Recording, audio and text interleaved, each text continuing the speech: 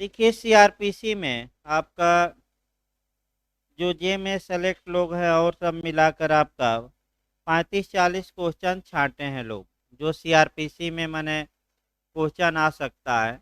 तो पहले उन्हीं क्वेश्चनों को आपका ये मैंने 8-10 दिन में बताकर और लिखवा दिया जाए। उसके बाद जो कुछ हल्ला बचेंगे, तो जो आपका सीआरपीसी में हम शुरू कर रहे हैं शुरुआती दौर से, तो भाई हमेशा लोग पढ़ते रहते हैं। आपका लास्ट से शुरू हम कर रहे हैं और इधर से जो भी आपका क्वेश्चन बनता है या बनने की संभावना है उसको समझाते हुए और तुरंत आपका लिखवाया जाए लास्ट वाले से। देखिए लास्ट में जो आपका क्वेश्चन इधर बनता है, आपका जो झारखंड में भी बना था, अनियमित कार्यवाहियों से बनता है पहला क्वेश्चन। भाई देखिए पूछल्ला तो और बन ही जाता है, लेकिन जो आपका क्वेश्चन आपका बन रहा है 460 से बनता है, यानी कि आपका अनियमित कार्यवाहियाँ। इसके बाद अगला चैप्टर आपका संज्ञान से, तो पहले संज्ञान 36 चैप्टर नंबर 36 में समस्या पूछी जाती हैं, उस समस्या को निपटा दिया जाए और तब आपका चैप्टर नंबर आपका माने 35 आया जाए। तो अध्याय नंबर हम 36 शुरू कर रहे हैं। देखिए अध्याय नंबर 36 से समस्या पूछी गई है एक दो जगह, और 5 मिनट में आपका निपट भी जाएगा। देखिए कैसे क्वेश्चन दिया है। क्वेश्चन आपका ये समस्यात्मक में दिया है। बंद करवा दें वो पंखा पीछे वाला, देखिए तो कहाँ से है, ई लिखा होगा या एफ। बंद करें, कोई दिक्कत नहीं है। नहीं चलने दीजिए, ये निकलवा ही दिया जाएगा उसको। बंद कर दिया, ठंडा लग रहा है, कोई दिक्कत नहीं है। एक झाड़ टान नहीं है क्या?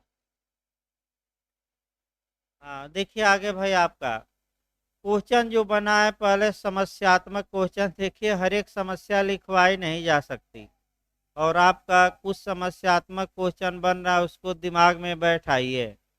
देखिए आपका समस्या क्या बना है, कि समस्या ये बना है कि आपराधिक दुर्विनियोग के एक एक व्यक्ति माने एक व्यक्ति आपराधिक दुर्विनियोग का अपराध करता है। इस अपराध की संज्ञान की समय सीमा का वर्णन करिए। ये क्वेश्चन आपका बनता है। तो अब आपको ये माने गौर करना है कि जो आपराधिक दुर्विनियोग है, यानी कि आपका ये आईपीसी की धारा मैं बता भी था 403 में परिभाषित है, और उसमें जो दंड की मात्रा है वह आपका 2 साल है। यानी कि अधिकतम दंड कितना मिल सकता है आपका, 2 वर्ष तक का कारावास। तो आप कैसे इसको डील करेंगे? तो जो 468 धारा सीआरपीसी की है, यहाँ से ये समस्या बनी है। तो आपको लिखना पड़ेगा कि सीआरपीसी की धारा 468 में कुछ अपराधों के लिए संज्ञान का परिसीमा काल दिया गया है, और जो निम्नलिखित हैं। अब एक चार्ट बनाएंगे कि पहला चार्ट ये रहा कि ऐसे अपराध जिसमें दंड केवल जुर्माना हो, ऐसी दशा में संज्ञान की समय सीमा आपका 6 माह है।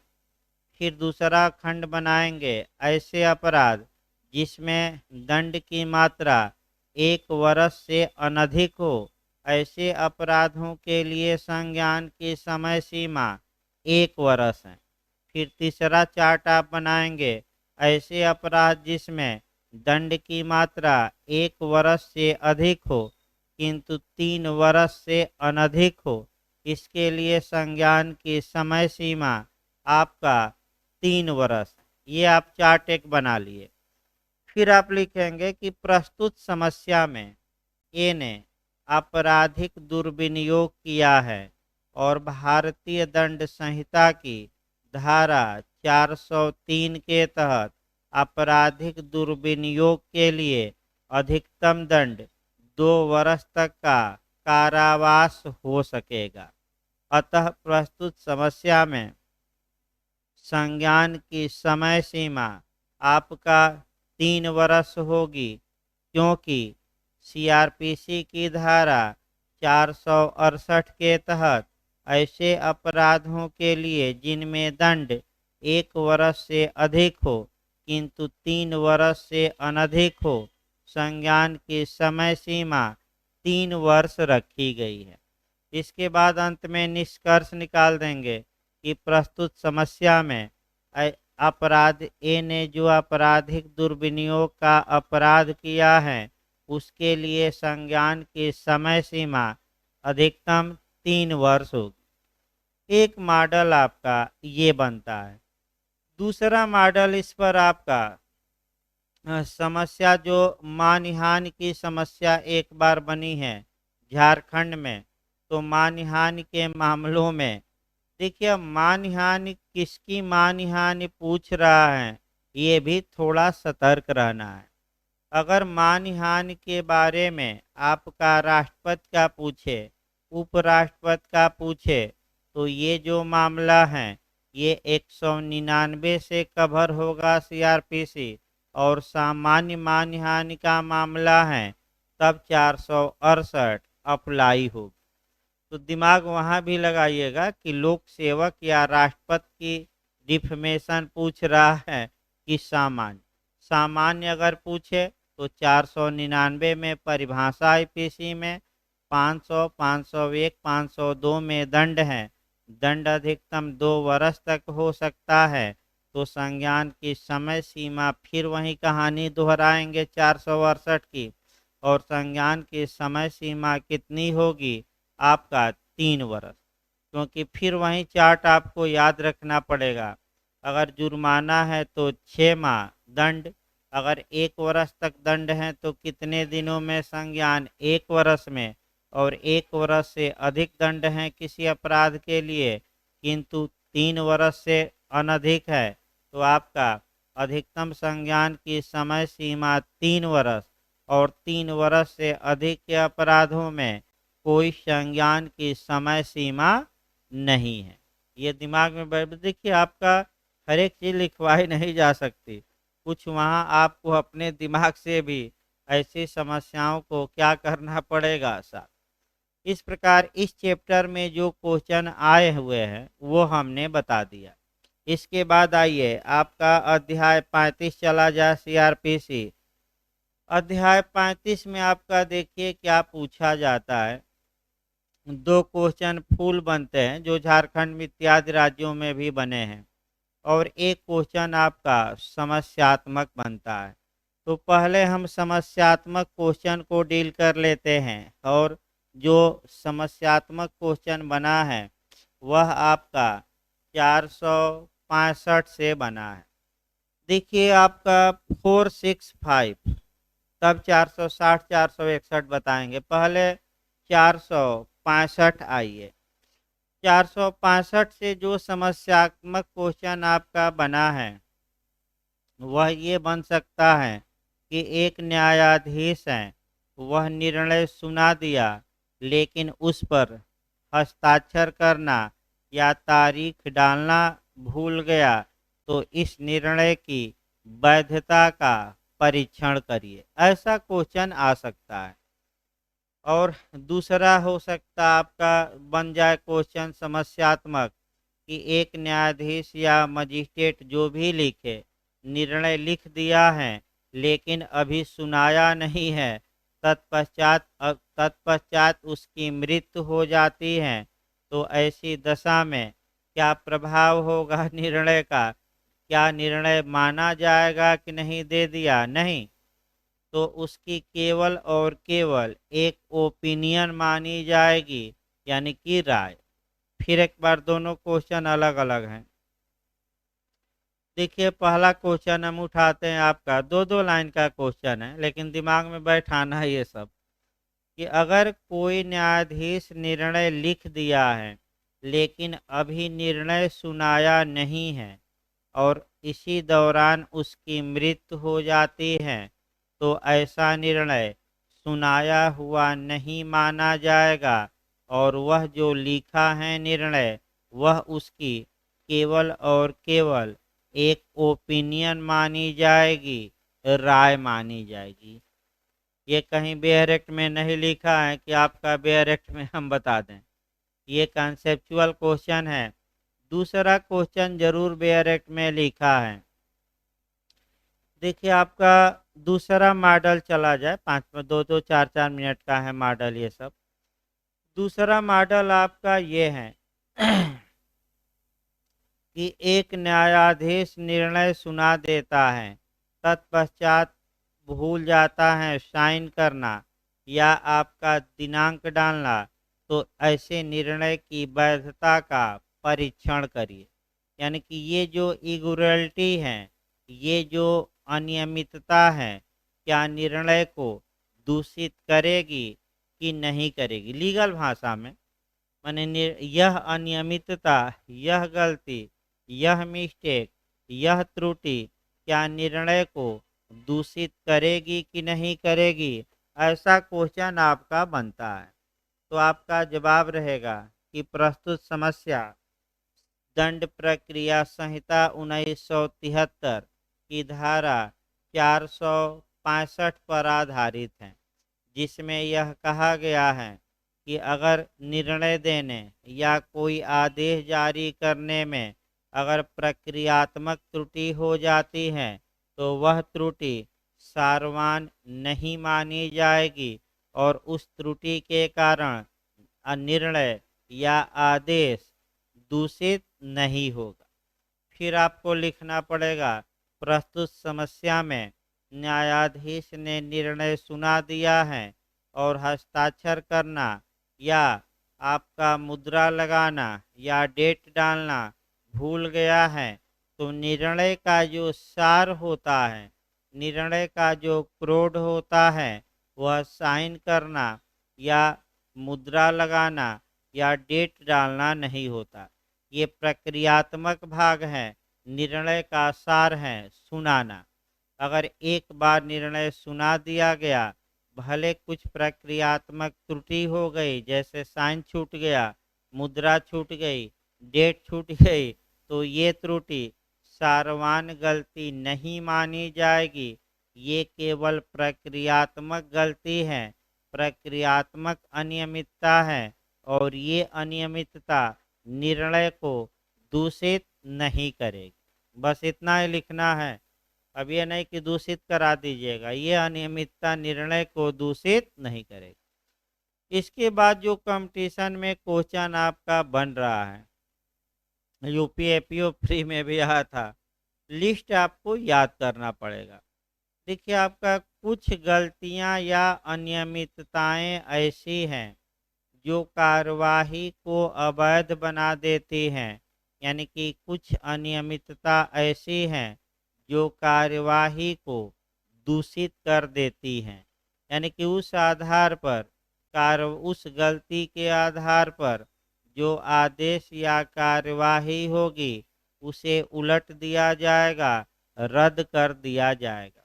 और कुछ गलतियां ऐसी होती हैं जो क्षम्य है। यानी कि कुल मिलाकर एक लाइन में कंसेप्ट पहले बनाइए, उसके बाद तो आपका धारा रटना पड़ेगा और वहीं लिस्ट आपको रटनी है और हमारे पास भी कोई उपाय नहीं है।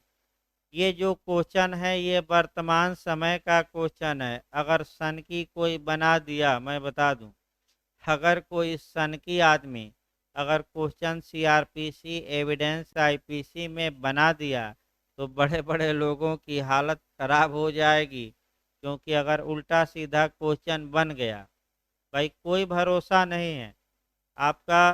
ठीक है, ज़्यादा वैकेंसी रहती है तो भूत प्रेत ज़्यादा लगते हैं। मैं बता दूं, यूपी जे इसका रिकॉर्ड है कि ज़्यादा वैकेंसी आई तो पेपर भी आउट करा लिया गया, तमाम चीज़ें हुई, पकड़ा भी गया जो पेपर छाप रहा था। लड़के हाई कोर्ट सुप्रीम कोर्ट गए लेकिन कहीं कोई सुनवाई नहीं हुई। सब जगह लड़कों को मुंह की ही खानी पड़ी, जबकि वास्तव में आपका ये सही बात है कि जब एक पेपर आउट किया तो इस बात की तो संभावना है ही कि जे का भी आउट कर दिया होगा करोड़ों लेकर, भाई लाखों करोड़ों लेकर। इस बात की तो संभावना एक बनती है। कम से कम हाई कोर्ट सुप्रीम कोर्ट को इसकी जांच करानी चाहिए। तो जब टीजीटी पीजीटी जे का पेपर एक ही आदमी छाप रहा है, जे का टीजीटी पीजीटी का पेपर आउट कर दिया, तो क्या भरोसा दूसरा भी क्या कर दिया होगा। तो बड़ी वैकेंसी पर आपका भूत प्रेत क्या लगते हैं ज़्यादा, तो इसके लिए सतर्क रहना है। तो देखिए फिर एक बार कुछ गलतियां पहले सामान्य भाषा में समझिए, उसके बाद लिस्ट घर पर जाकर आज रट डालिएगा। और अगर पूरा न रटिए तो कम से कम 10 पॉइंट रटिए, ताकि कुछ ना आए तो वहीं 10 पॉइंट, क्रम से ज़रूरी नहीं है, बिना क्रम के ही क्या करेंगे आप लिख देंगे। फिर एक बार देखिए 460 461 दोनों को मैं एक साथ पढ़ा रहा हूँ।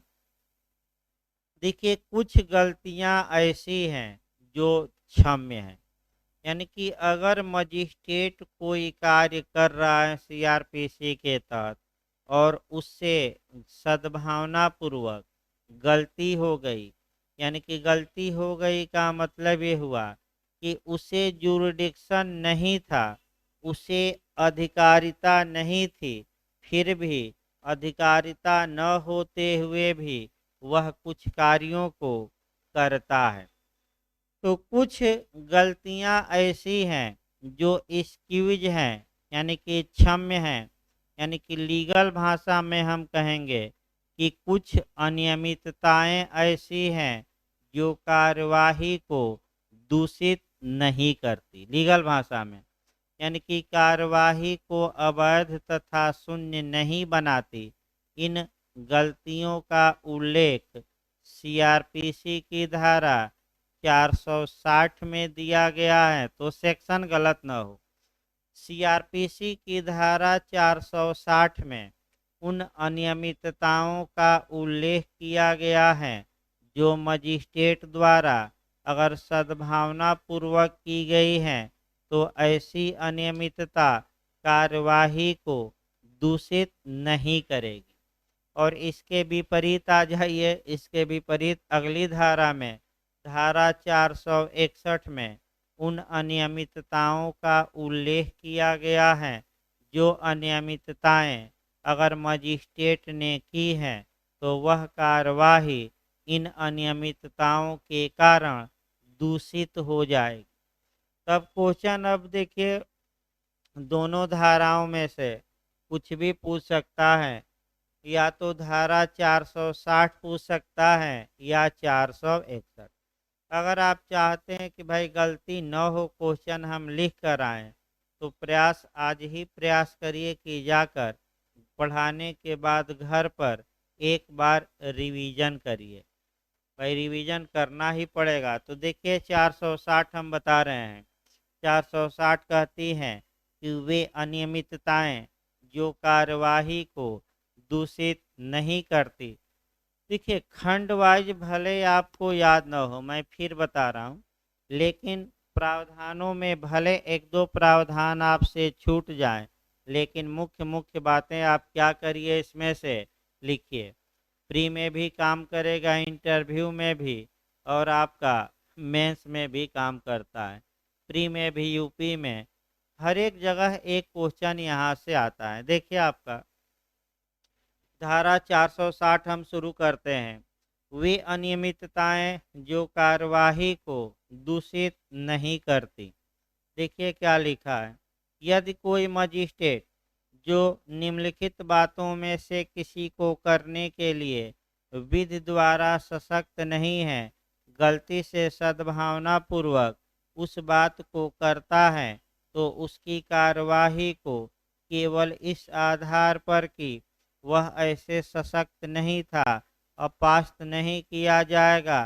तो कौन कौन सा काम करता है, तो नीचे उन कार्यों का क्या दिया गया है उल्लेख।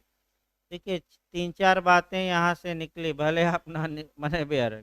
पहली बात कि ये जो अनियमितताएं हैं न्यायाधीशों द्वारा नहीं बल्कि किसके द्वारा किए जाने पर ये धारा लागू होगी? मजिस्ट्रेट। पहला पॉइंट पकड़ना है। अगर न्यायाधीश ये सब गलती करता है तो वे गलतियां क्षम्य नहीं हैं, और कौन गलती करता है तो क्षम्य है? मजिस्ट्रेट। दूसरी आपका ये है कि मजिस्ट्रेट ने जो गलती की है सद्भावना में की हो कि दुर्भावना में, यानी कि जानबूझकर किया हो कि अनजाने में, अनजाने में, तो केवल इस गलती के आधार पर क्या उसकी कार्यवाही को अपास्त या उल्टा जाएगा कि नहीं, सेट एसाइड किया जाएगा कि नहीं, नहीं किया जाएगा। तो क्या गलती किया है, यानी कि जिस बात के लिए वह कानूनन सशक्त सीआरपीसी के तहत नहीं था, और वही कार्य वह क्या कर दिया है, कर दिया है। यानी कि कुल मिलाकर अल्ट्रा वायरस कार्य किया है, अधिकारिता से बाहर कार्य किया है, लेकिन आपका किस में, गुड फेथ या बोनाफाइड, यानी कि सद्भावना पूर्वक। अब कौन से वे कार्य हैं, वही लिस्ट आपको घर पर जाकर क्या करना है, याद करना। देखिए मैं तो कार्य बता ही रहा हूँ। पहला है आपका कि धारा 94 के तहत तलाशी वारंट जारी करना। अब ये है कि समय रहे तो भाई 94 हल्का हल्का सभी धाराएं दिखाइए, और न रहे तो कम से कम इन लिस्टों को ही क्या करिए, याद करिए। तो धारा 94 के तहत अगर कोई मजिस्ट्रेट सशक्त है सर्च वारंट जारी करने के लिए, और अधिकारिता न होते हुए भी सद्भावना पूर्वक अधिकारिता से बाहर जाकर वह तलाशी वारंट जारी करता है, तो वह तलाशी वारंट वैध माना जाएगा कि अवैध? वैध। यानी कि ये गलती कार्यवाही को दूषित करेगी कि नहीं, नहीं करेगी। दूसरा देखिए, किसी अपराध का अन्वेषण करने के लिए पुलिस को धारा 155 के अधीन आदेश देना। तो धारा 155 के तहत असंज्ञेय अपराधों में मजिस्ट्रेट द्वारा पुलिस को आपका इन्वेस्टिगेशन का आदेश दिया जाता है। सभी मजिस्ट्रेट नहीं दे सकते। आपका इस माने अगर कोई मजिस्ट्रेट अन्वेषण का आदेश देने के लिए आपका असंज्ञेय मामलों में सशक्त नहीं था, उससे गलती हो गई, अधिकारिता न होते हुए भी वह असंज्ञेय मामलों में अन्वेषण का आदेश देता है, लेकिन दुर्भावना में नहीं बल्कि क्या, सद्भावना मतलब उचित सतर्कता और क्या बरतते हुए, सावधानी। तो ये गलती क्षम्य है कि अक्षम्य? क्या इस गलती के आधार पर उसके आदेश को अपास्त या उल्टा क्या सेट साइड किया जा सकता है कि नहीं? नहीं। अब याद करते रहिए। तीसरा देखिए, धारा 176 के तहत मृत्यु समीक्षा करना। यानी कि जो मजिस्ट्रेट मृत्यु समीक्षा करने के लिए सशक्त नहीं है, अगर उससे गलती हो गई सद्भावना में और अपनी अधिकारिता से बाहर के मामले में मृत्यु समीक्षा करता है, तो क्या ये गलती क्षम्य होगी कि अक्षम्य होगी? यानी कि ये अनियमितता कार्यवाही को दूषित नहीं करेगी। चौथा देखिए, अपनी स्थानीय अधिकारिता के अंदर के उस व्यक्ति को जिसने ऐसी अधिकारिता की सीमाओं के बाहर अपराध किया है पकड़ने के लिए सेक्शन 187 के अधीन आदेश का जारी करना। भले अधिकारिता न हो, सद्भावना पूर्वक कार्य करता है, तो ये भी क्या होगा, क्षम्य होगा। अगला, किसी अपराध का धारा 190 की उपधारा 1 के खंड क या खंड ख के अधीन संज्ञान करना। इसका मतलब ये प्री में ज़्यादा पूछा जाता है ये पॉइंट। देखिए धारा 190 तो हम बताएंगे ही। धारा 190 में अपराधों का संज्ञान के बारे में प्रावधान किया गया है।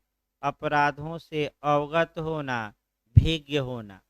तो संज्ञान 190 1A में परिवाद पर 190(1)(b) में पुलिस रिपोर्ट पर और 190(1)(c) में स्वयं के ज्ञान पर या किसी की शिकायत के आधार पर लिया जा सकता है।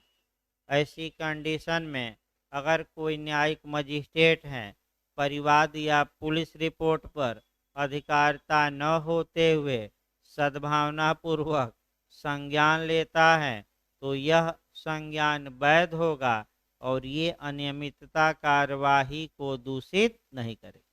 लेकिन एक पॉइंट याद रखिएगा, एक अनियमितता कार्यवाही को दूषित इसमें कर देगी अगर किसी मजिस्ट्रेट को अधिकारिता नहीं थी और वह धारा 190(1)(c) के तहत, इसका मतलब कि स्वयं के ज्ञान पर या किसी की शिकायत पर या अन्यथा किसी अपराध का संज्ञान लेता है तो ये गलती अक्षम्य है, क्षम्य नहीं है। और ये गलती अगली धारा में हम बताएंगे 461 में। तो कौन संज्ञान में गलती क्षम्य है? 190(1)(a) और 190(1)(b) यानी कि परिवाद और पुलिस रिपोर्ट। और कौन अक्षम्य है, गलती हो गई तो आपका स्वयं के ज्ञान या आपका कह सकते हैं किसी की शिकायत पर, तो 190(1)(c) सी मतलब ग आगे बताया जाएगा। अगला देखिए, किसी मामले को धारा 192 की उपधारा 2 के अधीन हवाले करना।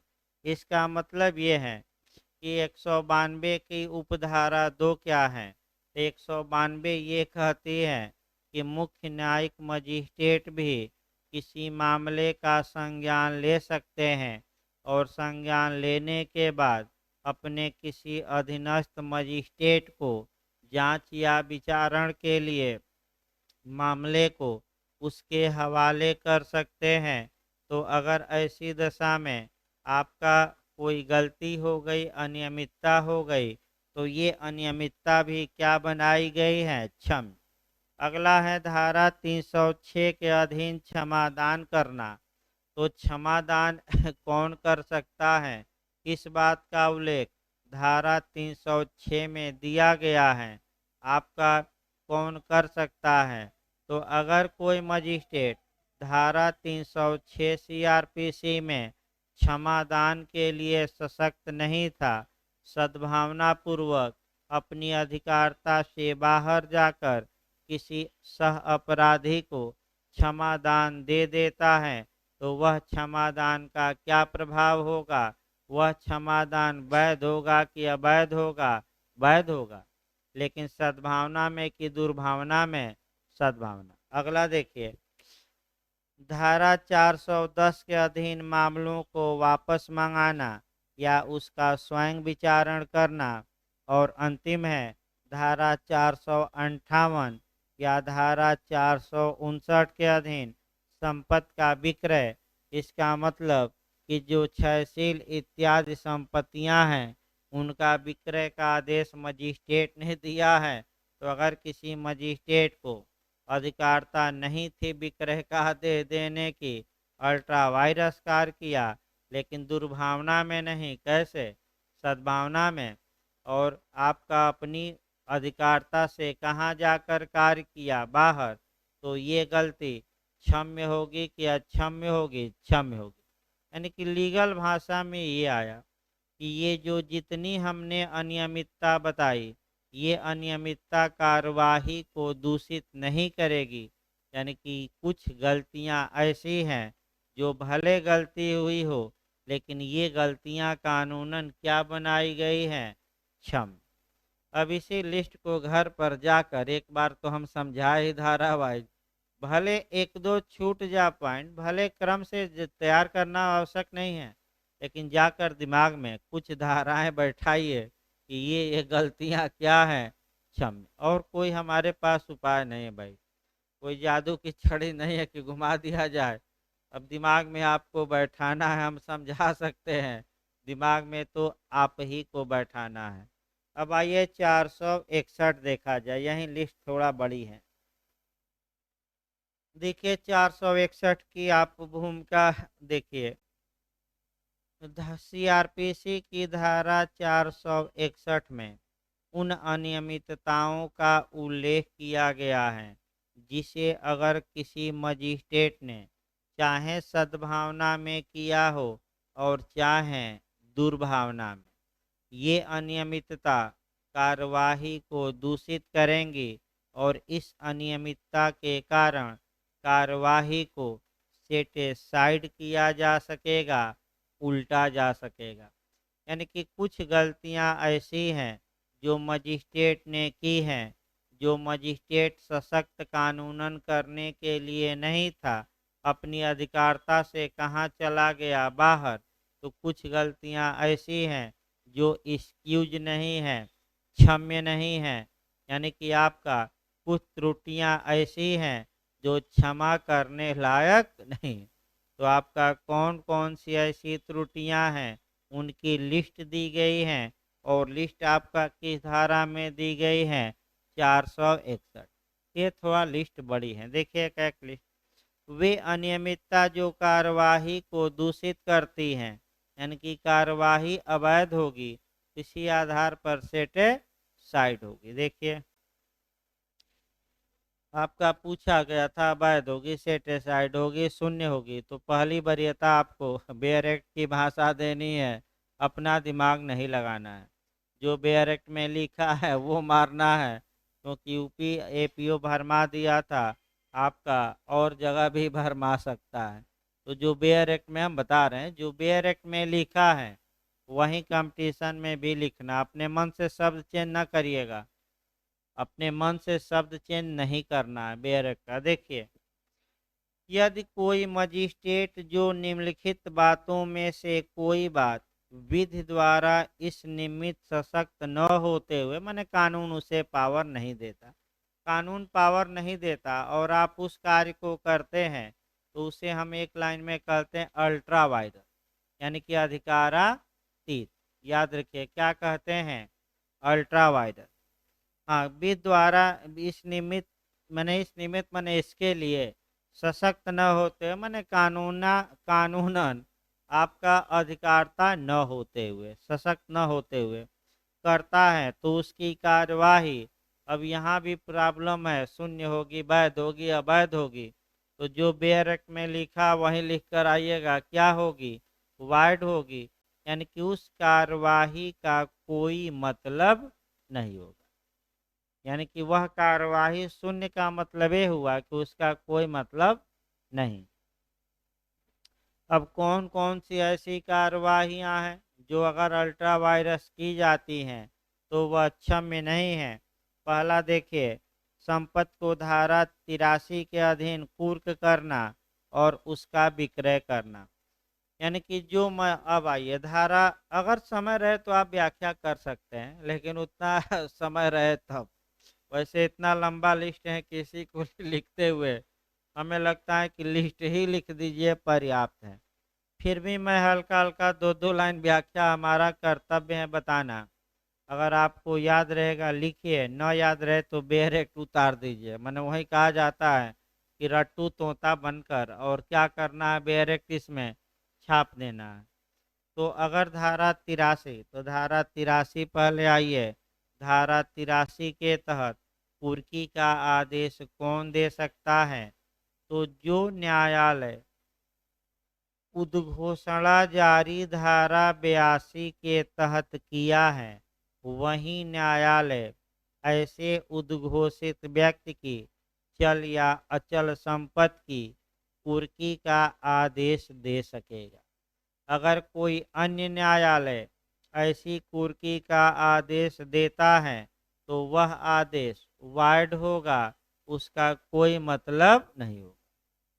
ये पहला नियम। दूसरा देखिए आपका, किसी डाक या तार प्राधिकारी की अभिरक्षा में किसी दस्तावेज, पार्सल या चीज के लिए तलाशी वारंट जारी करना। अब आइए, किसी डाक या तार प्राधिकारी की अभिरक्षा में, ये यूपीएपीओ प्री में पूछा जा चुका है, इस बार नहीं, इसके पहले वाले में। किसी डाक या तार प्राधिकारी की अगर अभिरक्षा में कोई पार्सल या चीज है तो उसके लिए सर्च वारंट धारा 93 के क्लाज 3 देखिए तो एक बार 93 का क्लाज 3 ही तो है ना। धारा 93 में आइए, 93 निकालिए। धारा 93 के क्लाज 3 के तहत जिला मजिस्ट्रेट या मुख्य न्यायिक मजिस्ट्रेट द्वारा ही जारी किया जा सकेगा। एक बार देख लीजिए प्राधिकारी। इसमें प्री में भी क्वेश्चन यूपी में बना है कि कौन जारी नहीं कर सकता, तो हाई कोर्ट भाई जारी नहीं कर सकता। सत्र न्यायालय नहीं दिया है, दो ही प्राधिकारी हैं, कौन कौन, डीएम और कौन सा, सीजीएम, यानी कि चीफ जुडिशियल मजिस्ट्रेट। अब पूरा कहानी आई है। अगर कोई डाक या तार प्राधिकारी की कस्टडी में कोई पार्सल दस्तावेज इत्यादि हैं तो उसके लिए सर्च वारंट धारा 93 के क्लाज 3 के तहत, अगर व्याख्या करना है तब लिखिएगा, क्लाज 3 के तहत केवल जिला मजिस्ट्रेट या मुख्य न्यायिक मजिस्ट्रेट द्वारा ही जारी किया जा सकता है। अगर कोई अन्य मजिस्ट्रेट ऐसा सर्च वारंट या खोज वारंट या तलाशी वारंट जारी करता है तो ये वारंट शून्य होगा, ये आदेश क्या होगा, वार्ड, यानी कि ये अनियमितता कार्यवाही को क्या कर देगी, दूषित। लीगल भाषा में भाई शून्य भी देखते रहिए और जो हेडिंग है उसको भी हमें कवर करते रहना। अगला देखिए, परिशांति कायम रखने के लिए प्रतिभूत की मांग। अब आइए, परिशांति कायम रखना, तो इसके लिए आपका धारा 106 और 107 जोड़ना है तो बेयर एक्ट पर जोड़ते रहिए। सबसे अच्छा तरीका ये है कि जब आप बेयर एक्ट में क्लाज पढ़ रहे हैं तो कौन वह क्लाज कौन सी धारा से रिलेटेड है आप बेयर एक्ट पर भी लिख सकते हैं 461 में। जब सी पढ़िए परिशांति कायम रखने के लिए प्रतिभूति मांग, तो तुरंत सीआरपीसी की धारा आपके दिमाग में होनी चाहिए 106 और 107। तो जो मजिस्ट्रेट परिशांति कायम रखने के लिए प्रतिभूत की मांग करने हेतु सीआरपीसी की धारा 106 और 107 के तहत सशक्त हैं, अगर उससे भिन्न कोई मजिस्ट्रेट ऐसी प्रतिभूत की मांग करता है तो ये अनियमितता कार्यवाही को दूषित करेगी और ऐसी कार्यवाही या ऐसा आदेश क्या होगा, शून्य होगा। तीसरा देखिए, अगला देखिए, चौथा पॉइंट है सदाचार के लिए प्रतिभूत की मांग। तो तुरंत 3 सेक्शन लिखेंगे 108, 109, 110। 108 में आपका राजद्रोहात्मक बातों को फैलाने वाले व्यक्तियों से सदाचार के लिए प्रतिभूत, 109 में संदिग्ध व्यक्तियों से सदाचार के लिए प्रतिभूत, 110 में आभ्यासिक अपराधी से। तो अगर कोई मजिस्ट्रेट सशक्त न होते हुए सदाचार के लिए धारा 108, 109 या 110 के तहत प्रत्याभूत की मांग करता है तो उसका आदेश शून्य होगा। इसका मतलब कि ऐसी अनियमितता कार्यवाही को क्या कर देगी, दूषित, क्षम्य नहीं है गलती।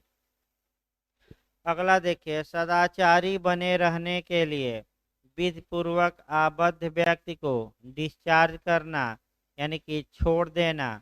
इसके बाद है परिशांति कायम रखने के बंध पत्र को रद्द कर देना। इसके बाद भरण पोषण के लिए आदेश देना। ये थोड़ा व्याख्या कर दीजिएगा।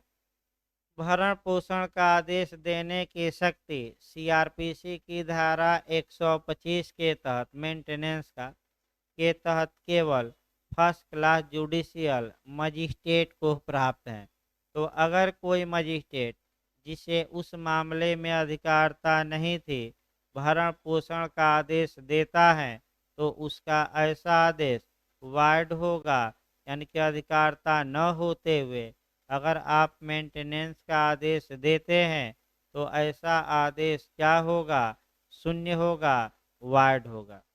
देखिए एक नियम भी बना लीजिए कि जब भी विवाद उत्पन्न होता है तो सर्वप्रथम अधिकारिता अधिक एक दो प्रश्न होते हैं न्यायालय के समक्ष। एक आपका है, एक होता है तथ्य का प्रश्न और एक विधि का प्रश्न, यानी कि क्वेश्चन ऑफ फैक्ट और क्वेश्चन ऑफ लॉ। हमेशा याद रखिए सबसे पहले जो सुनवाई होती है वह क्वेश्चन ऑफ लॉ पर होती है। जैसे कि परिसीमा काल हो गया, क्या ये मामला हमारे द्वारा संज्ञान लेने लायक है कि नहीं, ये हो गया। अधिकारिता हो गई, लिमिटेशन जो पीरियड है कि क्या यह समय बीत गया है कि नहीं मुकदमा संज्ञान का, ये सब कैसे मामले हैं ला के। और सबसे पहले सुनवाई किस पर होगी, तो विधि के प्रश्न पर, उसके बाद तथ्य। एक उदाहरण आपका ज्ञान व्यापी का सबसे अच्छा उत्तम उदाहरण है। ज्ञान व्यापी मामले में अब तक जो सुनवाई हुई है उसका बस एक निष्कर्ष निकला, माने एक निष्कर्ष निकला कि क्या इस मामले में कोर्ट को संज्ञान लेने का जुरिडिक्शन है कि नहीं। और अंत में कोर्ट ने ये माना कि ये मामला पूजा से संबंधित है कि अन्य किसी अधिकार से नहीं, अतः पूजा का अधिकार एक सिविल राइट है, अतः मुझे अधिकार है कि मैं इस मामले का संज्ञान करूंगा। यानी कि ये मामला हमारे द्वारा क्या है, अधिकारातीत नहीं है, यानी कि अधिकारता के अंदर है। और यानी कि सबसे पहले जो सुनवाई हुई वह अधिकारता पर ही हुई। मुस्लिम पक्ष कह रहा था कि आपको अधिकारता नहीं है, हिंदू पक्ष कह रहा था कि आपको अधिकारता है। तो अभी केवल ये डिसाइड न्यायालय ने किया कि हम पूजा के अधिकार, जो पूजा का अधिकार है, इस मामले में सुनवाई की हमें क्या है, अधिकारता। अब आप साक्ष्य दीजिए, उसके बाद और फैसला आएगा। और सुप्रीम कोर्ट ने कह ही रखा है कि कितने 6 माह में आप क्या करिए, फैसला सुना दीजिए। तो 6 माह में वो सुनाएंगे, फिर हाई कोर्ट आएगा। तो जो उन्होंने ये कहा है कि हमें अधिकारता प्राप्त है, इसके खिलाफ हाई कोर्ट में याचिका दायर की गई है, रिवीजन में जाया जाता है कि निचले न्यायालय को अधिकारता न होते हुए भी उसने इस मामले को क्या कर लिया, ग्रहण। इसको रिवीजन में जाया जाता है। तो आप रिवीजन में जा सकते हैं, कोई दिक्कत नहीं है। फिर मामला सुप्रीम कोर्ट जाएगा, मैंने अभी लंबी लड़ाई आपका मान के चलिए, दोनों पक्षकार क्या करेंगे, लड़ेंगे। तो यानी कि बताने का मतलब ये रहा कि फर्स्ट क्लास जुडिशियल मजिस्ट्रेट को अधिकारता है। अगर कोई अन्य मजिस्ट्रेट अधिकारता न होते हुए या फर्स्ट क्लास ही जुडिशियल मजिस्ट्रेट अन्य अधिकारता में हो और दूसरे अधिकारता के मामले को सुनकर मेंटेनेंस का आर्डर पारित करता है तो वह आदेश क्या होगा, शून्य होगा। अगला देखिए आपका स्थानीय न्यूसेंस के बारे में धारा 133 के तहत सशर्त आदेश देना, अधिकारता नहीं है तो ये भी शून्य होगा। 143 के तहत आपका माने लोक न्यूसेंस की पुनरावृत्ति को रोकना, ये हो गया। अध्याय 10 के भाग ग या घ के अधीन आदेश देना, किसी अपराध का विचारण करना। यानी कि अगर किसी मामले में किसी मजिस्ट्रेट को अपराध के विचारण करने की क्षमता नहीं थी, वह विचारण कर लिया गलती से, तो ये गलती अक्षम्य है, यानी कि यह विचारण क्या हो जाएगा, वाइड। अगला देखिए किसी अपराध की धारा 190(1) के खंड सी के अधीन संज्ञान, तो मैं बता ही चुका हूँ स्वयं के ज्ञान या आपका शिकायत पर 190(1) सी के तहत अगर अधिकारता नहीं है, मजिस्ट्रेट ने संज्ञान ले लिया तो ये संज्ञान ही शून्य होगा, यानी कि ये अनियमितता कार्यवाही को क्या करेगी, दूषित। इसके बाद आपका है किसी अपराध का संक्षिप्त विचारण करना, तो कौन समरी ट्रायल कर सकता है? इसका प्रावधान 260 में दिया गया है। अगर उसके अलावा कोई करता है तो ये ट्रायल भी क्या हो जाएगा? शून्य, यानी कि अब कोई मतलब नहीं रहेगा। इसके बाद आपका किसी अन्य मजिस्ट्रेट द्वारा अभिलिखित कार्यवाही पर धारा 325 के अधीन दंडादेश पारित करना, तो केवल सीजीएम कर सकते हैं, दूसरा नहीं। सीजीएम के अलावा दूसरा मजिस्ट्रेट नहीं कर सकता। इसके बाद अपील का भी निश्चय करना, यानी कि जहां अपील हो सकती है वहां करिए। अगर गलत न्यायालय में हो गई और गलत न्यायालय कोई फैसला भी दे दिया अपील में, तो उस फैसले का कोई मतलब, तो फैसला क्या माना जाएगा? अल्ट्रा वायरस, यानी कि शून्य। कार्यवाहियों को धारा 397 के अधीन रिवीजन के लिए मंगाना, पुनरीक्षण के लिए, और धारा 446 के अधीन पारित आदेश का रिवीजन करना। यानी कि ये सब जो कार्य हैं, एक लाइन लास्ट में कि अगर किसी मजिस्ट्रेट को जुरिडिक्शन नहीं था और उस मजिस्ट्रेट ने उन कार्यों को किया है, तो ऐसी जो गलती है वह क्षम्य न होकर क्या होगी? अक्षम। ये सब गलती कार्यवाही को क्या कर देगी? वाइड, शून्य कर देगी। यानी कि ये अनियमितता कार्यवाही को क्या करेगी? दूषित। तो भाई 15 मिनट ब्रेक ले लीजिए, फिर आपका ये आपका जो पूछा जाता है, आपका संपत्ति का बयान कम चांस रहता है। आपका जमानत का चैप्टर शुरू किया जाए। जमानत से एक क्वेश्चन आपका बनने का पूरा चांस रहेगा। तो जितने 6-7 मॉडल बन सकते हैं प्रयास किया जाए, ज़्यादातर बता दिया जाए, क्योंकि समय कम है। 10 दिन में निपटा देना है, लिखवा पढ़वा के 40-50 क्वेश्चन, और उसी में बीच बीच में समस्या भी। तो इसीलिए पीछे के चैप्टर से आपका एविडेंस में भी शुरू किया गया। आगे वाला तो लोग पढ़े ही रहते हैं। अब भाई जो लोग ऑनलाइन पढ़ रहे हैं, रेगुलर जो बैच सुबह चलता है आपका, रविवार तक रेगुलर बैच बंद रहेगा और सोमवार से सुबह वाला बैच शुरू होगा। अभी रवि देखिए, आपका जो अगला चैप्टर हम बता रहे हैं वह आपका बेल यानी कि जमानत के बारे में बताया जा रहा है। यहाँ से मान कर चलिए कि जो जमानत के बारे में प्रावधान है, आपका एक क्वेश्चन निश्चित आना है। अब किस मॉडल से बनेगा वो अलग बात है आपका। तो कई मॉडलों से यहाँ क्वेश्चन बनता है और एक एक मॉडल आपका देखा जाए। देखिए, पहला जो क्वेश्चन आपका टिप्पणी में बनता है, जमानत के उद्देश्य के लिए अपराधों को 2 वर्गों में बांटा गया है। एक जमानती अपराध और दूसरा अजमानती।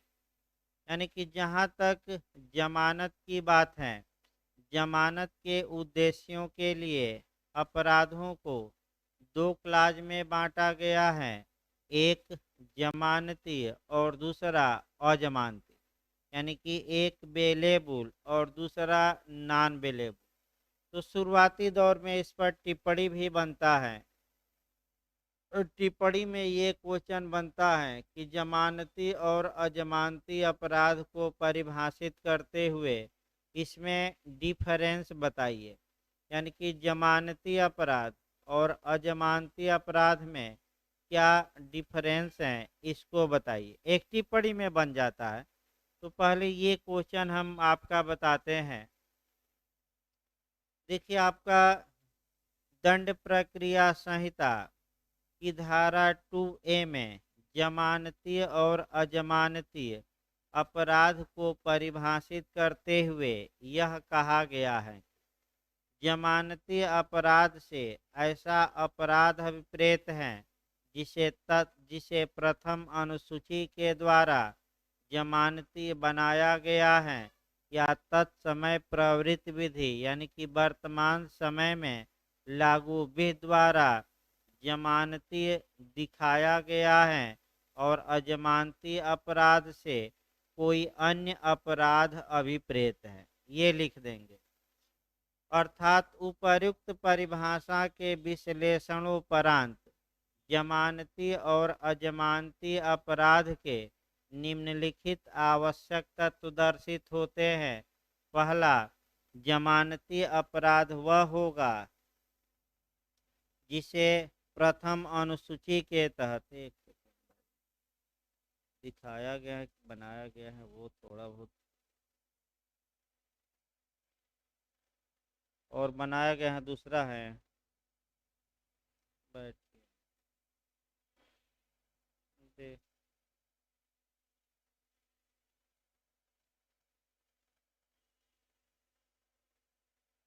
ठीक है, देखिए आपका फिर एक बार इसको शुरुआती दौर से हम शुरू करते हैं। थोड़ा बीच में एक शब्द आपका भूल गया था, उसको फिर से हम देखते हैं।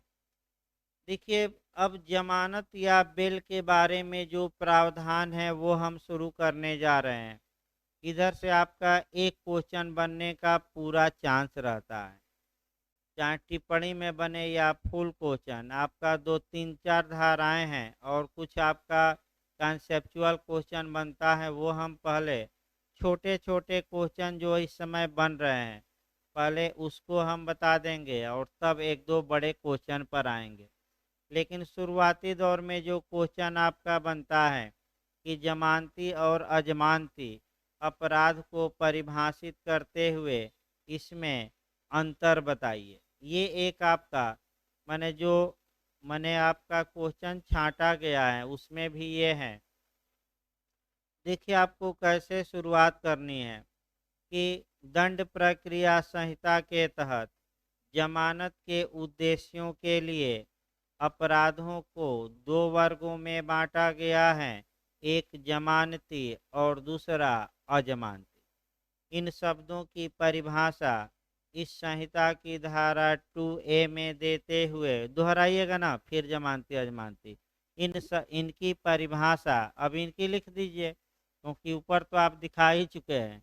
इनकी परिभाषा इस संहिता की धारा 2A में देते हुए यह कहा गया है कि जमानती अपराध से ऐसा अपराध अभिप्रेत है जो प्रथम अनुसूची के तहत जमानती के रूप में दिखाया गया है या अन्य तत्समय प्रवृत्ति विधि के तहत जमानती बनाया गया है और अजमानती अपराध से कोई अन्य अपराध अभिप्रेत है।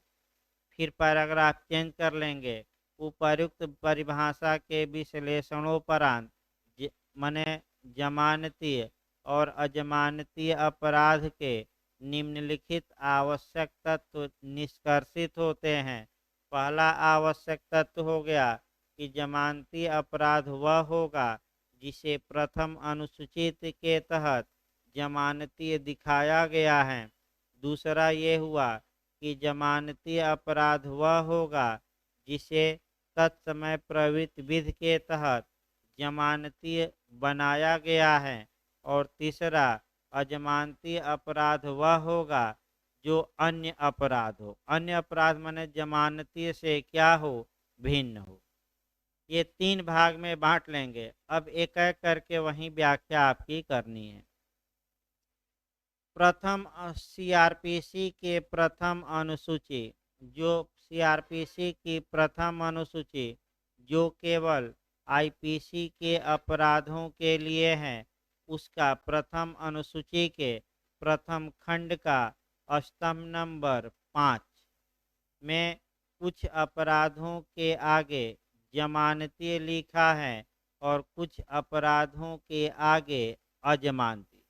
तो जिन अपराधों के आगे जमानती लिखा गया है वहीं जमानती अपराध होंगे। ये आपका यहाँ से भी आपका कोई बात क्लियर नहीं हुई, अर्थात अब आप अपनी व्याख्या करेंगे कि जमानती अपराध ऐसे अपराधों को बनाया गया है जो साधारण प्रकृति के होते हैं, जिसमें जमानत पाना अभियुक्त का अधिकार होता है। यानी कि ये जो अपराध होते हैं ये गंभीर प्रकृति के नहीं, कैसे प्रकृति के, साधारण, और इसमें जमानत पाना अभियुक्त का अधिकार होता है। ऐसे मामलों में जमानत इस संहिता की धारा 436 के तहत आपका ली जा सकेगी। यानी कि धारा ऐड कर दीजिएगा, कौन सी, 436। दूसरा पॉइंट ये आया, भाई दंड की मात्रा पर न जाएगा। दूसरा पॉइंट ये आया है कि ऐसे अपराध जिसे तत्समय प्रवृत्त विधि के तहत जमानती बनाया गया है, तो इसकी जब व्याख्या आप करिएगा तो आप ऐसे लिखेंगे कि सीआरपीसी के प्रथम अनुसूची के द्वितीय खंड में द्वितीय खंड जो आईपीसी से भिन्न विधियों के तहत अपराधों के बारे में है, उसमें यह प्रावधान किया गया है कि यदि किसी अपराध में दंड की मात्रा 3 वर्ष से कम हो या केवल जुर्माना हो, तो ऐसे अपराधों को जमानती अपराध बनाया गया है, या ऐसे अपराधों को जमानती अपराध कहेंगे। लेकिन यह नियम उस तत्समय प्रवृत्त विधि में दिए गए विशेष प्रावधानों के अधीन है। इसका मतलब ये हुआ कि जैसे SC/ST एक्ट है, अगर SC/ST एक्ट में अलग से कुछ नहीं कहा गया हो कि कौन सा अपराध जमानती होगा, कौन सा अजमानती, तो ऐसी दशा में आपका सीआरपीसी की प्रथम अनुसूची का सेकंड खंड के अनुसार इसका डिसीजन होगा कि वह जमानती होगा कि अजमानती। लेकिन अगर SC/ST एक्ट में स्पष्ट लिख दिया गया है, तो ये जो सीआरपीसी का आपका प्रथम अनुसूची का दूसरा खंड है, ये वहाँ काम नहीं करेगा। कौन काम करेगी? SC/ST act. तो SC/ST एक्ट में लिखा गया है कि प्रत्येक अपराध संज्ञेय भी होगा, जमानती भी और शमनीय भी होगा। ये सब कुछ लिखा गया है, तो सीआरपीसी वहाँ काम नहीं करेगी। यानी कि इसीलिए उतना लंबा नहीं लिखना है कि यह जो नियम है उस तत्समय प्रवृत्त विधि में दिए गए नियमों के क्या है, सबऑर्डिनेट, यानी कि अधीन है। बस इतना लाइन ही समझाने के लिए बताया गया, लाइन बढ़ाना नहीं है इससे। जमानती अपराध हो गए, यानी कि आपका ऊपर लिखवा ही दिया, बता ही दिया गया कि सामान्य प्रकृति के और जमानत पाना अभियुक्त का क्या है, अधिकार। ये दो लाइन जरूर लिखिएगा। जमानत किस धारा में ली जाती है ये लिखिए, 436। और थोड़ा बढ़ाना है तो प्राधिकारी लिख दीजिएगा। कोई न्यायालय या पुलिस अधिकारी ऐसे मामलों में जमानत दे सकते हैं। सीआरपीसी की धारा ऐड करना है, कौन सी, 436, यानी कि 400 आपका 36।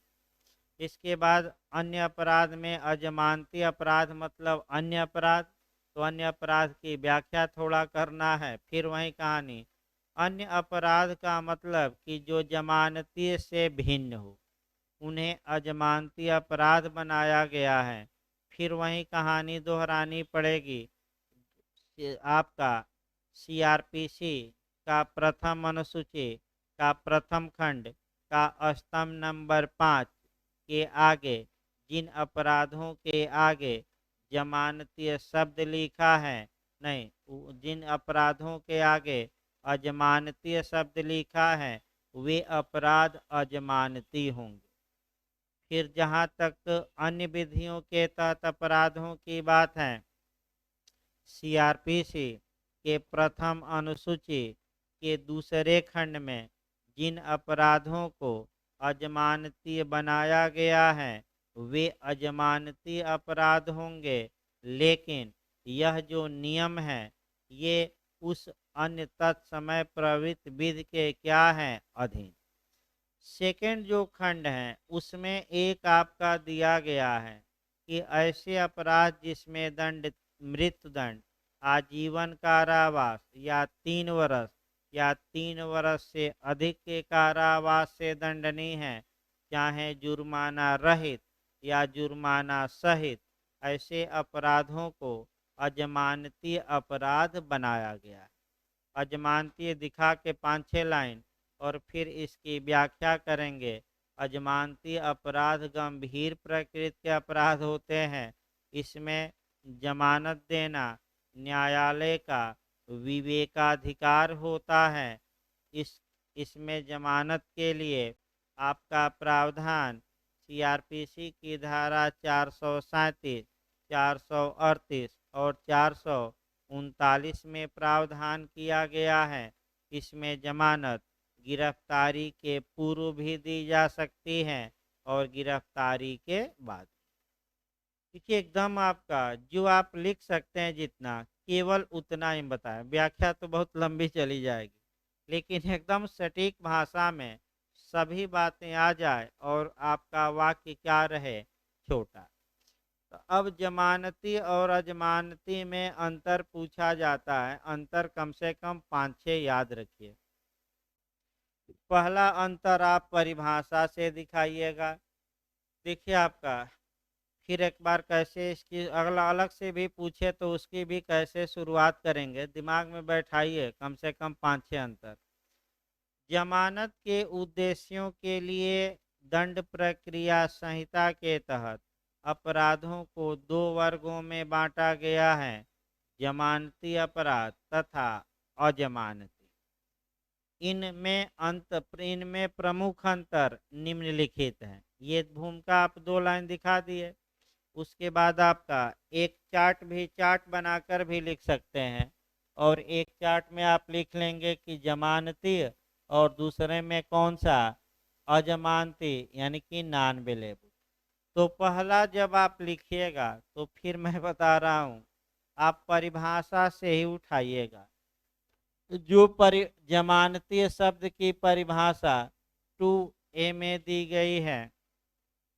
जमानती अपराध कौन होंगे, तो जिसे प्रथम अनुसूची के तहत जमानती दिखाया गया है या तत्समय प्रवृत्त विधि के तहत, अब ये वाक्य तो याद ही रखना पड़ेगा, या तत्समय प्रवृत्त विधि के तहत जमानती बनाया गया है।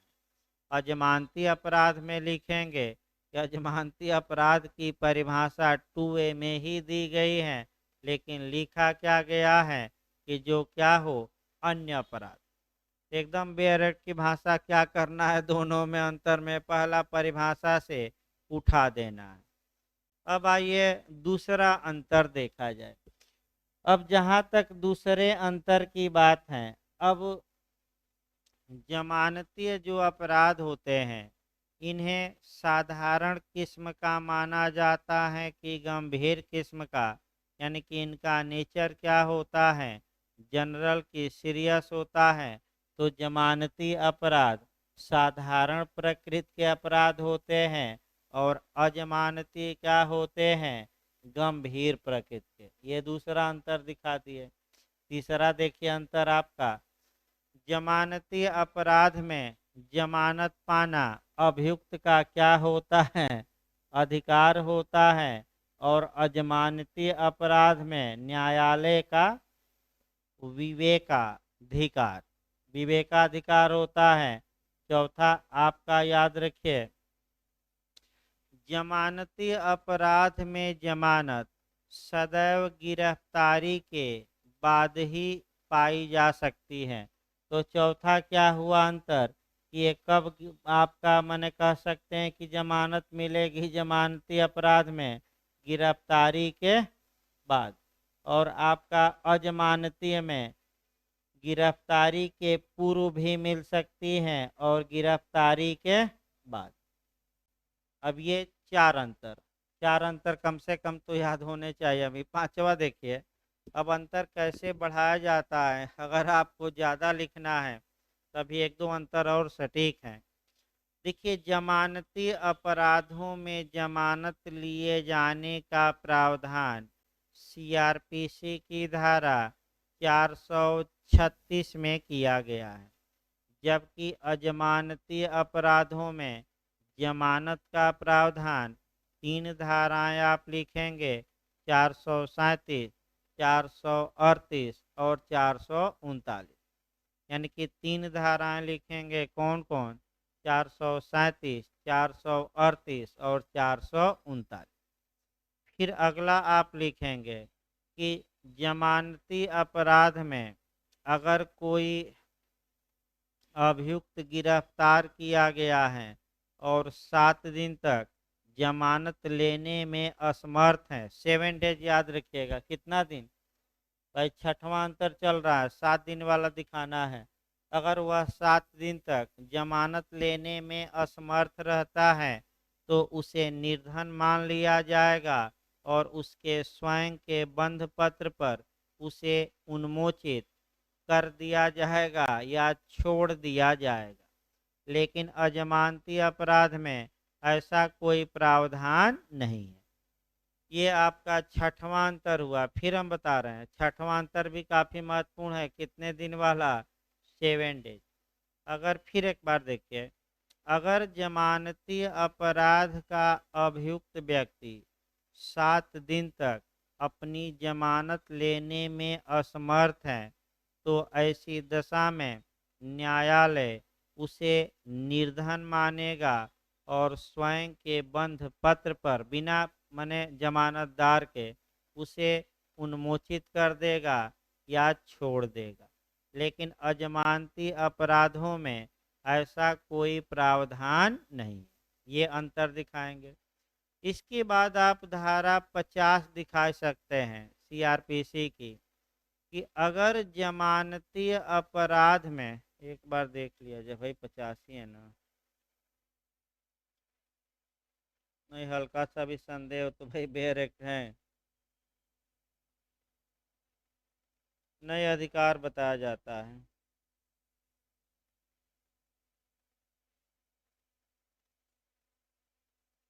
आपका 50 का क्लास 2 है, ठीक है भाई आपका।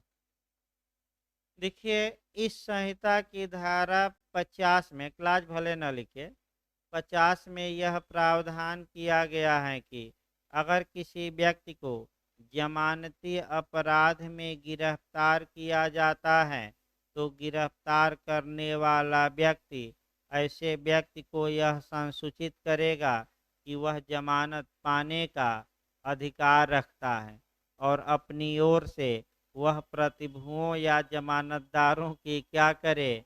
व्यवस्था।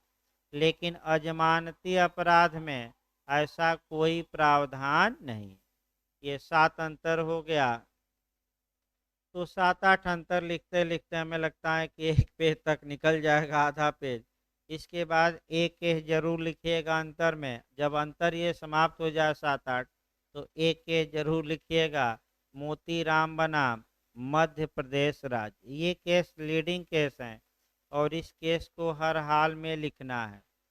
तो मोतीराम बनाम मध्य प्रदेश राज्य, AIR 1978, सुप्रीम कोर्ट के बाद में जस्टिस कृष्णा अय्यर।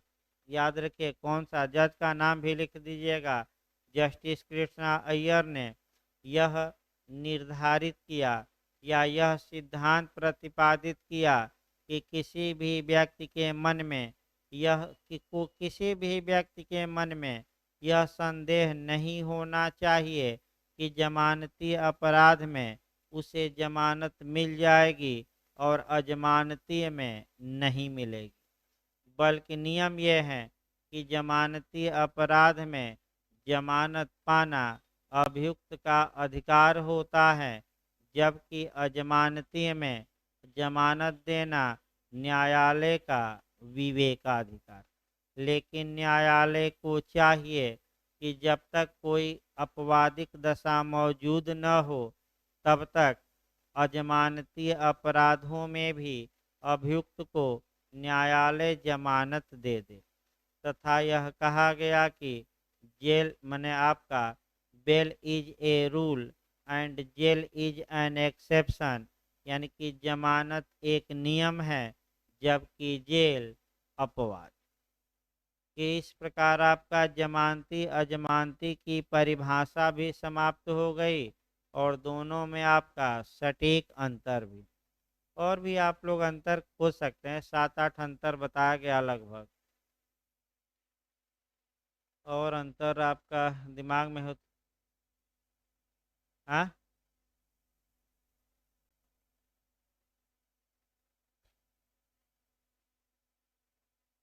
नहीं वो तो आपका अपवाद है ना, नियम थोड़े हैं, वो तो अपवाद में मैं बता ही दिया हूँ। इसी केस में ही गवर्न हो गया, भाई समानता जमानत दे दी जाए। अब ये है कि भाई आपका वो आपवादिक मामला आएगा, उसमें धारा भी बता दिया गया, केस भी बता ही दिया गया,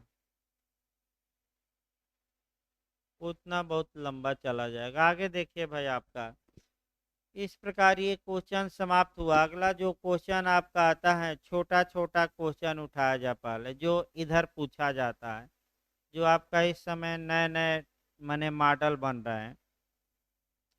आपका जो नया मॉडल बन रहा है, डिफ़ॉल्ट बेल क्या होती है, आपका व्यतिक्रम के कारण जमानत, ये एक आपका नया मॉडल पूछा जा रहा है।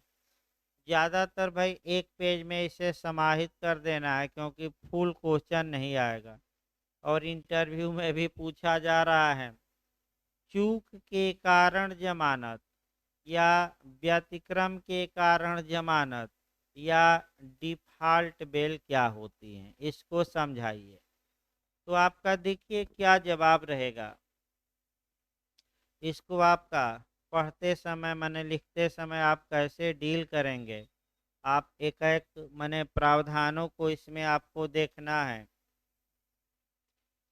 देखिए आपका जब माने लिखना पड़ेगा कि जब कानून द्वारा निर्धारित, यानी कि जब दंड प्रक्रिया संहिता आपका 1973 द्वारा निर्धारित समय के अंदर इन्वेस्टिगेशन पुलिस पूरा नहीं कर पाती और ऐसी दशा में अगर इस दौरान अभियुक्त जेल में है, यानी कि अभिरक्षा में है, तो अभियुक्त को अधिकार है कि वह जमानत की मांग कर सके। यानी कि आपका इसका मतलब ये हुआ कि अगर पुलिस विफल हो जाती है, आपका जो समय कानूनन दिया गया है, आपका कह सकते हैं कि जो कानूनन समय दिया गया है कि आपका कि अन्वेषण पूरा करिए, अगर उस समय के अंदर पुलिस विफल हो जाती है इन्वेस्टिगेशन पूरा करने में और इस दौरान अभियुक्त जेल में है, तो वह जमानत या बेल पाने का अधिकार रखता है। लेकिन उसे बेल तभी दी जाएगी जब वह मांग करे, बिना मांगे जमानत नहीं दी जाएगी। और इसी को व्यतिक्रम के कारण जमानत, चूक के कारण जमानत या डिफ़ॉल्ट बेल कहा जाता है। याद रखिए इसी को। इसका प्रावधान सीआरपीसी की धारा आपका 2A में दिया गया है। यानी कि आपका कह सकते हैं कि जो धार माने उपखंड जो 2 है, उसी में आपका प्रावधान दिया गया है। यानी कि इसका प्रावधान आपका कह सकते हैं कि कहाँ दिया गया है, तो 167 के क्लाज 2 में दिया गया है, या 2 का परंतुक लिख सकते हैं, डायरेक्ट परंतुक पर आ जाइए और ना करिएगा। डायरेक्ट कहाँ आ जाएंगे, परंतु, क्योंकि जहाँ अटैक करना है वहीं लिखना है। अब आपको जो 167 का खंड 2 का जो परंतुक है आपका, उस परंतुक को लिखना पड़ेगा। देखिए क्या कह रहा है परंतुक, फिर एक बार देखिए, इसको तोड़ कर लिखिएगा अपनी भाषा में। यदि अपराध ऐसा है जिसमें दंड मृत्युदंड, आजीवन कारावास या 10 वर्ष या उससे अधिक के कारावास हो सकता है, चाहे जुर्माना सहित या रहित। फिर एक बार देखिए, यदि अपराध ऐसा है जिसमें कि दंड मृत्युदंड, ये गलती न हो, मृत्युदंड या आजीवन कारावास या 10 वर्ष या 10 वर्ष से अधिक का, 10 वर्ष भी लिखिएगा। 167 में भाई धारा आपका खंड 2 निकालिए, 2 के बाद आपका प्रोविजो दिया गया है, परंतु में क लिखा गया है या ए। 167 धारा में खंड 2 है। देखिए फिर एक बार, यदि किसी अपराध में दंड मृत्यु दंड हो, आजीवन कारावास हो या 10 वर्ष का कारावास हो या 10 वर्ष से अधिक के कारावास का दंड हो, चाहे जुर्माना रहित या सहित, तथा अन्वेषण यदि 90 दिन की अवधि के भीतर पूरा नहीं किया जा सका है, ऐसी दशा में यदि इस दौरान अभियुक्त अभिरक्षा में है तो वह साधिकार जमानत पाने का अधिकारी होगा, चाहे मामला कैसा भी क्यों न हो।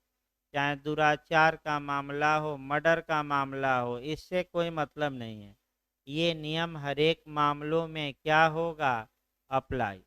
फिर एक बार याद रखिए। देखिए दूसरा नियम देखिए, यदि किसी अपराध में दंड 10 वर्ष से कम हो, क्या चाहे जुर्माना रहित या सहित, 10 वर्ष से कम, तो ऐसी कंडीशन में अगर पुलिस द्वारा अन्वेषण 60 दिनों में पूरा नहीं किया जाता और इस दौरान अभियुक्त अभिरक्षा में माने जेल में है, तो वह 60 दिनों के बाद आपका साधिकार जमानत पाने का हकदार होगा।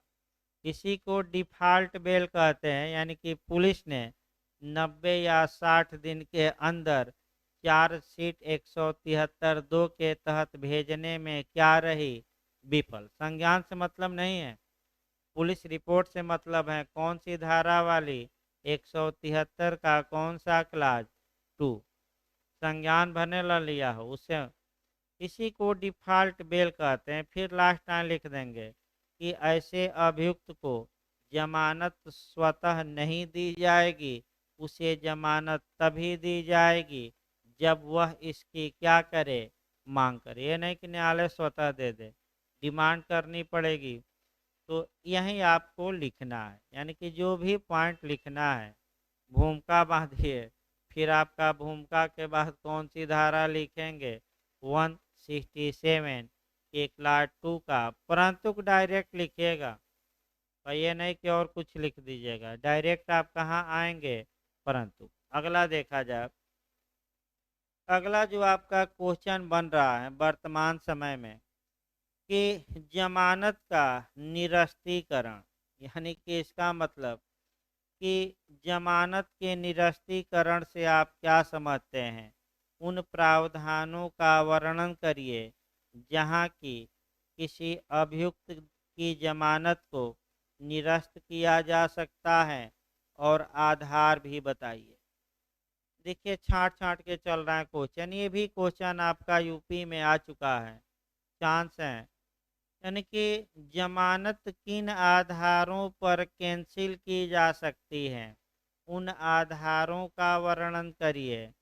आपका ये पूछ सकता है, या जमानत के निरस्तीकरण का प्रावधान कहाँ दिया गया है, इसकी आधारों सहित आप व्याख्या करिए। तो आपका जवाब रहेगा, देखिए आपका न्यायालय किसी अपराध के अभियुक्त को जमानत देने के पश्चात कुछ दशाओं में जमानत को निरस्त कर सकता है। लेकिन एक सतर्क रहना है ये बात कि अगर किसी पुलिस अधिकारी ने किसी अभियुक्त को जमानत दी है, तो ऐसी दशा में वह पुलिस अधिकारी जमानत को देने का तो पावर रखता है, लेकिन कैंसिलेशन का पावर नहीं रखता। जमानत निरस्त करने का अधिकार केवल और केवल किसको प्राप्त है? न्यायालय को, हाई कोर्ट को नहीं भाई। जो न्यायालय दिया है वो भी कर सकता है, हाई कोर्ट नहीं। जो न्यायालय दिया है भी बताएंगे कैसे करेगा। माने जो न्यायालय जमानत दिया है वह न्यायालय या उसके ऊपर का न्यायालय आपका जमानत निरस्त कर सकता है। जैसे उदाहरण एक देखिए पहले, अगर मजिस्ट्रेट ने दे दिया तो सत्र न्यायालय निरस्त कर सकता है, हाई कोर्ट भी कर सकता है और सुप्रीम कोर्ट भी कर सकता है। यानी कि निचले न्यायालय के अलावा अपील न्यायालयों को भी पावर है कि वह जमानत को क्या करें? रद्द कर दें। देने का ही पावर है। मजिस्ट्रेट ने इनकार कर दिया तो कोर्ट ऑफ सेशन दे सकता है, उसने भी नहीं दिया तो हाई कोर्ट, और हाई कोर्ट नहीं दिया तो कहाँ पहुंच जाएंगे? Supreme court.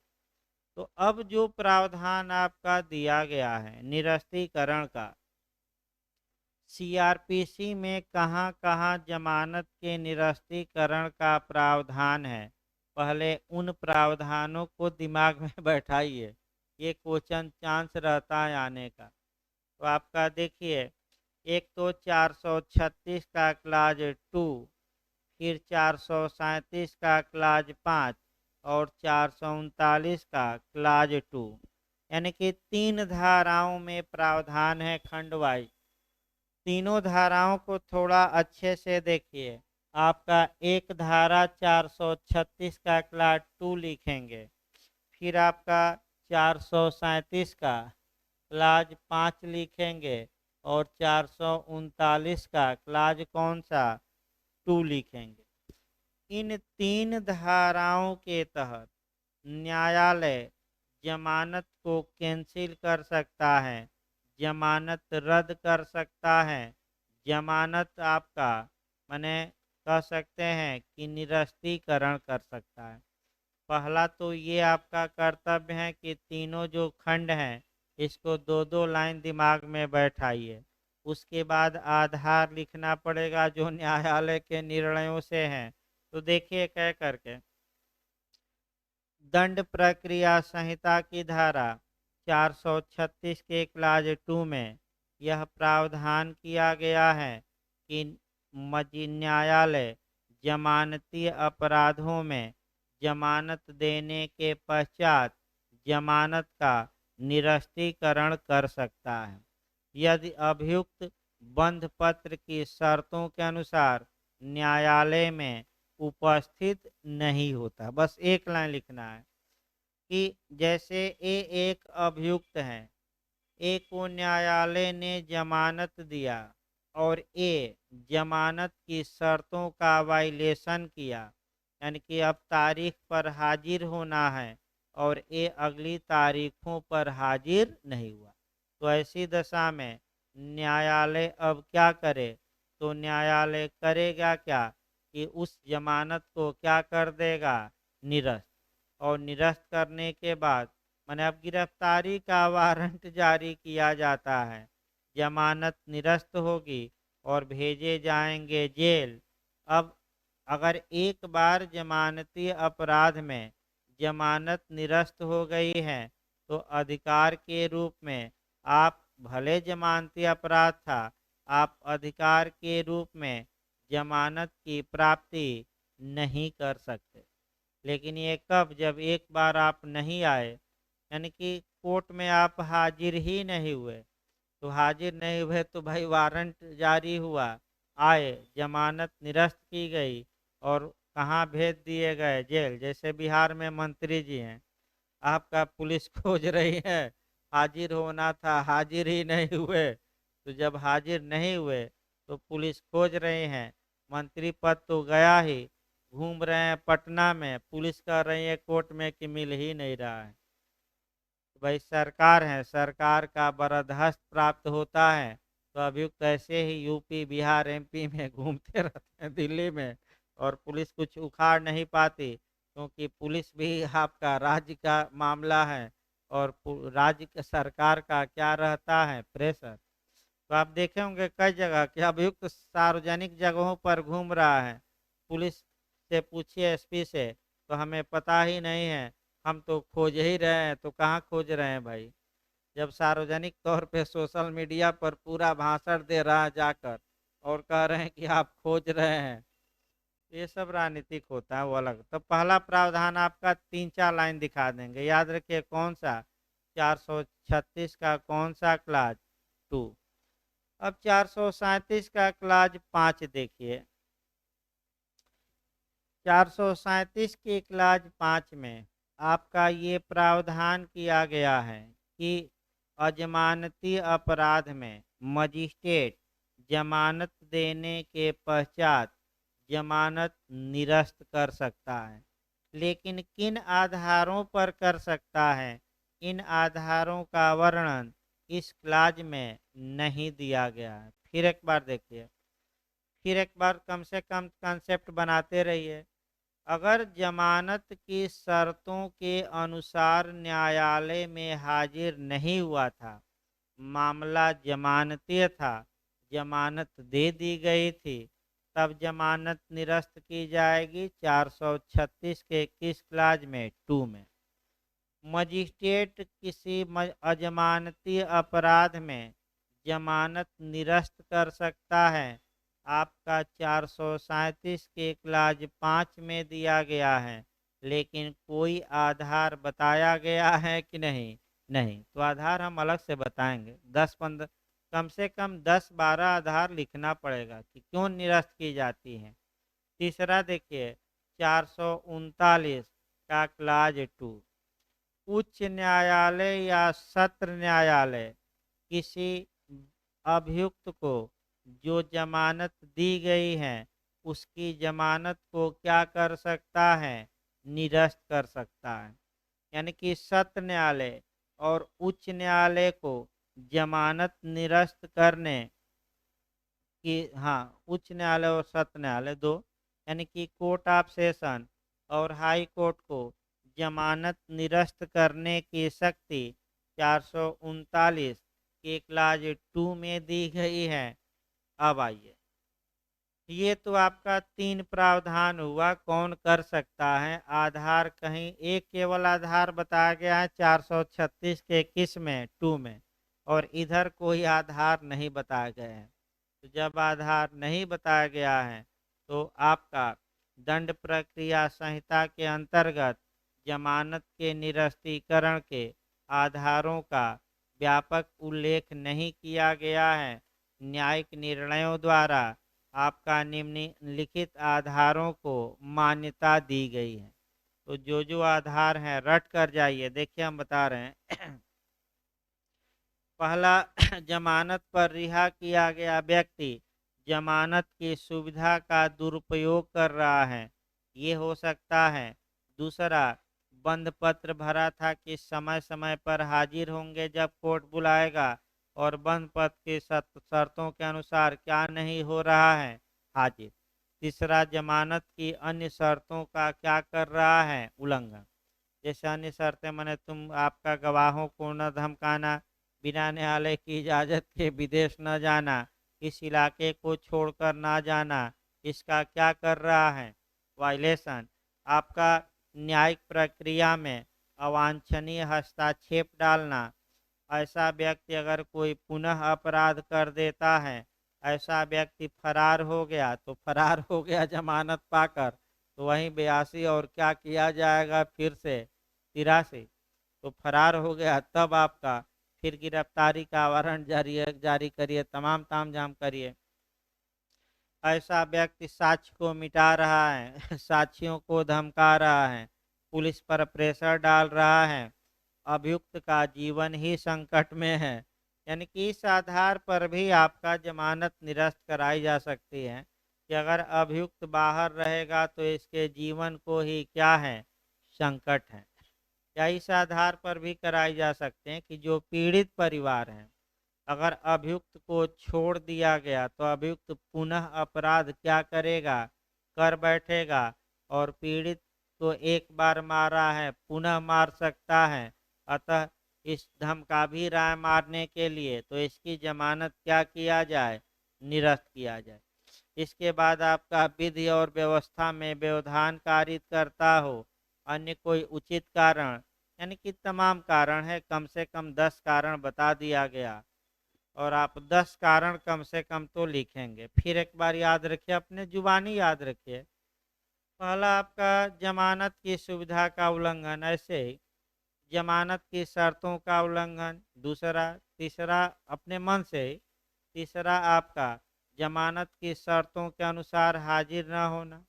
पुनः अपराध करना, पुनः अपराध करने की संभावना होना, भारत छोड़कर भागने की संभावना होना, साक्षियों को धमकाना, न्यायिक प्रक्रिया में हस्तक्षेप करना, पुलिस पर दबाव डालना, अभियुक्त का जीवन ही संकट में होना, पीड़ितों का जीवन संकट में होना, आपका विधि व्यवस्था का डिस्टर्ब होना इत्यादि। तो इत्यादि आप लिख लीजिए भाई। आपका तो 10 कम से कम हो गया और 10 कम से कम दिखा दीजिए। इसीलिए हम दिखा रहे हैं कि आधार का वर्णन किया गया है कि नहीं, नहीं किया गया। तो ये क्वेश्चन आपका यूपीएपीओ में पूछा जा चुका है, रिपीट कर सकता है। तो फिर एक बार धारा कम से कम याद रखिएगा, 3-3 लाइन लिखिएगा। 436 का कौन सा क्लास 2 जमानती अपराध में हाजिर नहीं हुआ। फिर 437 की कौन सी धारा, मैंने कौन सा क्लास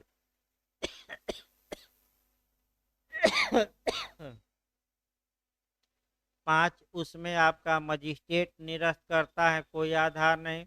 और सत्र न्यायालय और हाई कोर्ट करता है निरस्त जमानत। 439 का क्लास 2। बस इतना लिख के, अगर आपको मैंने अगर कोरिलेट और करना है तो हम बता दे रहे हैं आपका कोरिलेशन भी, अगर आप चाहते हैं कि हम थोड़ा कोरिलेट करके लिखें, तो अगर कोरिलेट करना है तो जो व्यक्ति जमानत की शर्तों के अनुसार बंध पत्र को भंग करता है, यानी कि हाजिर नहीं होता, तो उसके खिलाफ अरेस्ट वारंट जारी किया जाता है। और सीआरपीसी की धारा 88 है कि 89 भाई, देख ले रहे हैं धारा।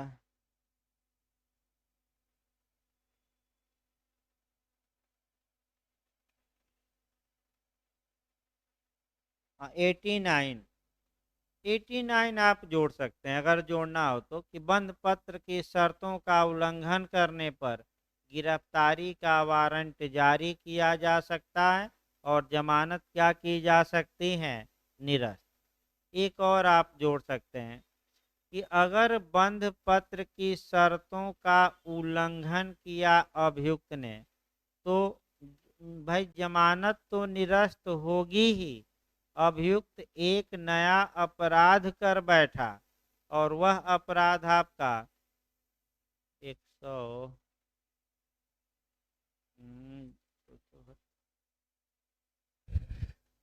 195 धारा ही भूलती जा रहे हैं, देखते हैं भाई।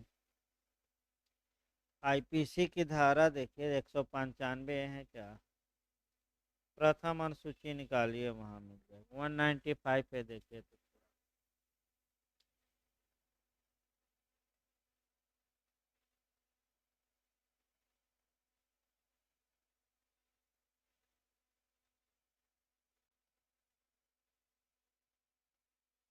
आईपीसी की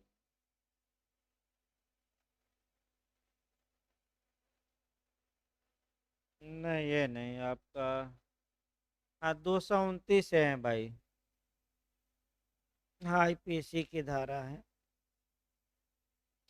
देख ले रहे हैं तब बता रहे हैं भाई आपका।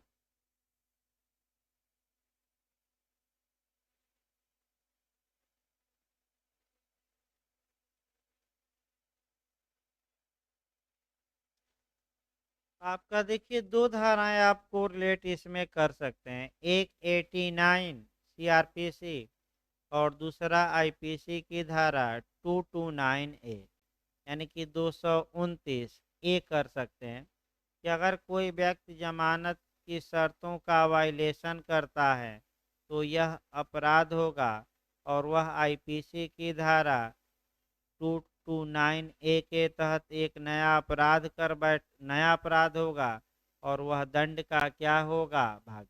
जो मुकदमा चल रहा है वो तो चल ही रहा है, एक और मुकदमा क्या किया जाएगा, लाद दिया जाएगा। तो इस प्रकार आज इतना ही समाप्त किया जाए, फिर कल और स्पीड बढ़ाया जाएगा।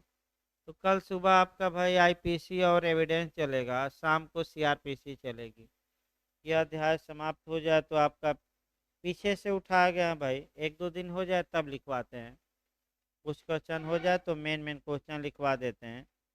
आपका जमानत पहले, तो कल आपका वहीं 9:15 से मान के चलिए। थोड़ा कुछ कारणों से लेट हो जा रहा है, लेकिन कल प्रयास हम करते हैं कि 9:15 क्लास शुरू हो जाए भाई। तो वहीं पहले आईपीसी चलेगी, उसके बाद एविडेंस। एविडेंस में भी अब छांट कर ही पढ़ाना है। सह अपराध